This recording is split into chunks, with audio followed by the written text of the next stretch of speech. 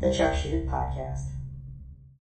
So you don't do a hell week with your training, but you do this thing, the 24-hour challenge, which you talk about in your book, where you tell people to walk for 24 hours straight. Explain how this works, because I was thinking about that. And I'm like, are you allowed breaks then? We've done 32 of them now. Okay. And I originally wrote it in Unbreakable as one of the 13 lessons I wanted my kids to do in case I died. So lesson 3 is what you're talking about. Can you overcome your own bullshit for 24 hours? Can you make a promise to walk? You don't have to, you can stop as many times as you want, but you can't give up. So walk at any speed, stop whenever you want, 10 to 15 minute stops, Get up, eat and drink as much as you want. October 9th, we're having our 34th or 33rd one. People come from all over. It's a great dynamic to put yourself through. So it's a guided leadership event. Every hour we stop and talk about what stops you in your life at various aspects of your life, whether it's in business or physical or relational or other things that get in your way. And we have a bullshit conversation about it.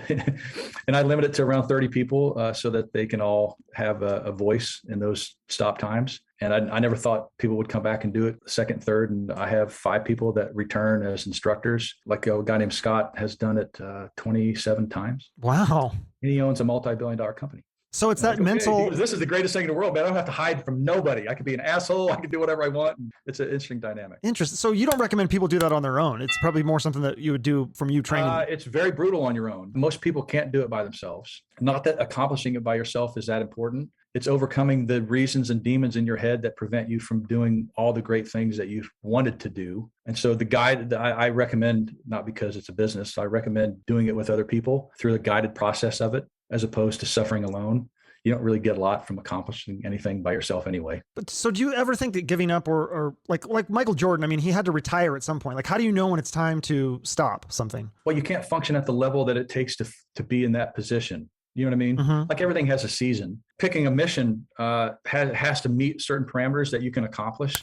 And as you get older or you get more broken, you look at life differently. You're like, well, okay, I can't meet those parameters anymore. I'm going to go find something else I can put my life into, which is I wish more veterans would get out and then take that same desire into what they were doing on the outside, but they don't do that very well. Well, it seems like, I don't know, I kind of call it like the Hurt Locker syndrome. It's crazy what he's doing. He's diffusing these bombs and then he gets out and you're like, oh, it's a happy ending. He made it out alive. And then he goes right back into to doing it again. And you kind of had a little bit of that phenomenon too. Like you almost felt more comfortable when there was bullets whizzing by you than when you came back, right? The brotherhood that exists with guys that you've gone through Hell Week and into combat with, it's rare. Like you can be yourself and nobody judges you. It's the weirdest dynamic in the world. And everybody wants to do more in those environments. And then all of a sudden you get out and that impact that you have on and with other people is gone. And how do you replace it? Like I spent 2,700 plus hours in combat. You can't keep going back to combat to get that. There's other ways to get that. I actually had people help me understand that. Like you don't have to be in a fight all the time. There's other ways to have that same rush or calmness or whatever you want to call it. What kinds of things could people do? Challenge yourself in the physical space or in the health space. Don't go to the gym to work out. Forget that. Forget that 1 hour a day workout bullshit. Have something that you're working out for that scares the dog crap out of you. Like, okay, you're a marathon runner, run 100 miles. Stop doing the same thing repetitively because you're going to kill yourself as a human being. Say business, I don't have a job that I want. Then fucking find one. Figure out what you want to do. Put a date to it. I'm either going to be hired or fired by Cisco Systems by February, and then do whatever it takes to be hired or fired. Both of those are successful. So that process is always lean forward, scared out of your mind that it's not going to work.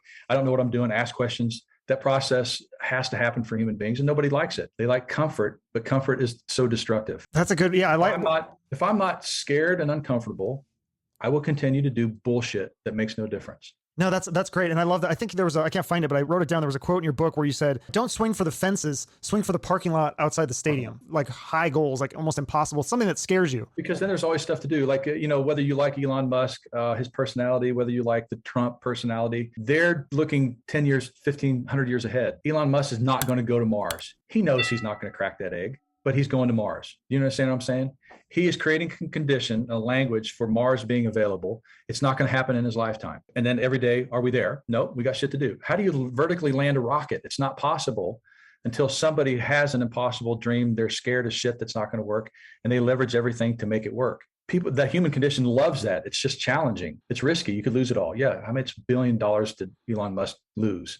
And how much did he gain?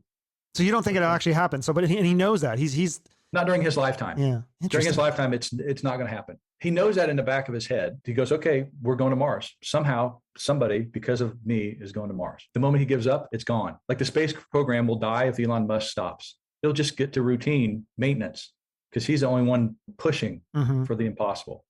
Yeah. So you think with Elon Musk, I'm a fan of him. I think, yeah, maybe some of his personality traits are not the greatest, but I think what's great about him is that he's such an innovator. And I feel like that, and I have this discussion with my friends. We talk about this all the time because some people will say, oh, he's lucky. And I'm like, I don't think he's lucky. I think he's brilliant and he works super hard. It's like that combination. He has a character trait of a shepherd. He knows that he doesn't have to know anything. He just has to create other people knowing it and carrying it out. He didn't know how to do space. He didn't even know, wasn't it PayPal that he created or something like that? Yeah.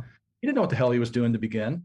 He was just trying to solve something that was not solvable. They don't know how to solve it. So it's not that he's brilliant. He becomes brilliant because of the 100 people that come around him that are geniuses. He's not a genius because savants never create advantage. They're never business leaders. So he gets a lot of savants that work really well in one vertical. Like, I want you to figure out rocketeering and I want you to land this thing. And I don't care that you can't wipe your own ass, savant, just stay in the shed here and let's figure this out. The shepherd trait is what he is. And he's not inherently brilliant. He doesn't need to be. It's kind of, he's more like a Steve Jobs, because that's how Steve Jobs was. He was kind of an asshole, and he didn't know how to make iPhones, but he found people to work under him that could. Absolutely. He would say, I want you to put all these songs in a thing that can fit in my pocket. And he didn't know how to do it, but he got people to do it for him. Yep. That trait is what drives the majority of the people into the business world. One has that person scales at like a 1 to 1 million, as opposed to the smartest person in the world. They're a 1 to 1 trait because you're going to exchange time for activity. Wow. Fascinating stuff.